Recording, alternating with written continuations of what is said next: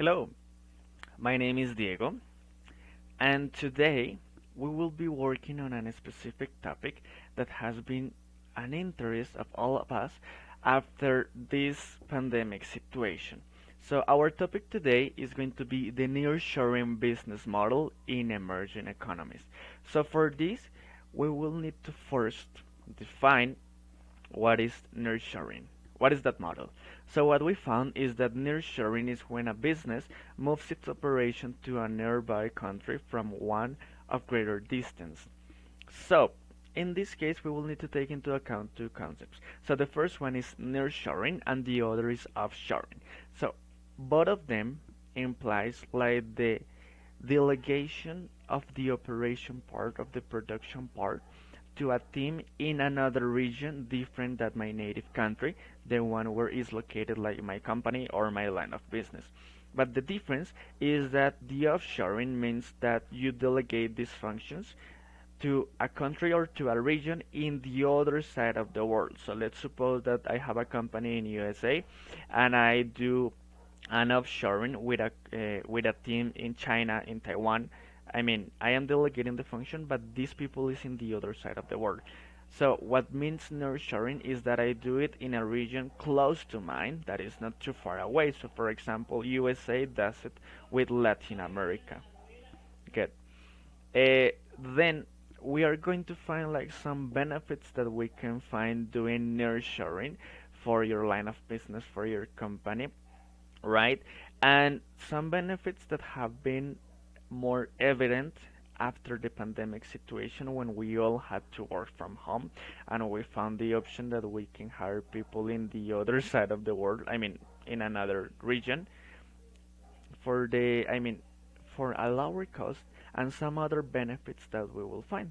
So here we have a list of the benefits that we can have by doing nearshoring. So as I mentioned before, we have a cost reduction, and it means that around a 30 or 40% can be reduced in cost production because I am hiring people in another part of the world that have a different salary than the one that people in my region are demanding, right? Also, we have a better control and access. What does it mean? So a difference between offshoring and nearshoring is that in nearshoring I have the option to take a flight of 2 hours and be right in the operation zone because it is close, it is near to my main facility. So it means that I have a better communication with them. That is something that we will be exploring, and I have a control access to them. Then, we have the same time zone because we are located in a similar region.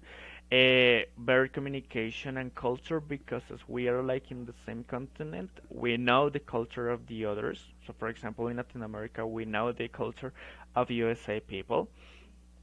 We have expansion into new markets because, for example, when you have a delegated team working in a specific task, you can go and diverse in another line of business for your company. We have expedient integration, which means a faster results because the company or the subcontract team can show me the results in a faster ways. Similar legalities because as we are in the same continent, we used to handle same rules, same regulations, and better return of investment because you will find that a nearshore model is going to imply cost saving, and it will be a decrease in expenses that you will notice later on.